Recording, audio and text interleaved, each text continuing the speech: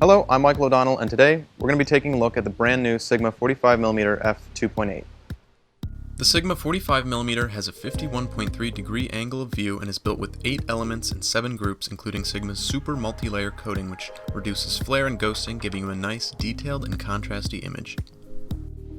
When it comes to compact autofocus lenses, there's a couple options on the market. There's Rokinon and Samyang's 24mm and 35mm, as well as Zeiss's 35mm pancake lens. So when Sigma announced the 45mm, it started to get a lot of attention from a lot of photographers, especially street photographers. So what makes the Sigma 45mm very good for street photography and portrait work is its small form factor. It's not quite a pancake lens, but it is still very compact. It also has a dedicated aperture ring, and 45mm is at a sort of sweet spot where it's not too wide and it's not too close, so it gives you a very natural but still wide look for your pictures. So when you're shooting video and you have to use autofocus, there's one important thing you need, and that is for it to be quiet and fast.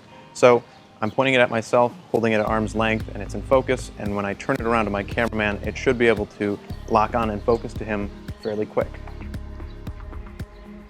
And there you go. So it is pretty accurate, it's fast, so it's great for video and photo. So at the time of release, this lens retails for $549, and I think that hits a sweet spot for what you're getting at that price point. They're going to be releasing it in Sony FE mount, as you can see here, which works on their full frame and crop sensor cameras. They'll also be releasing it in L mount for their new line of Sigma cameras, as well as Panasonic S series. If you're interested in learning more or picking up this lens, go to thepixelconnection.com. Thank you for watching.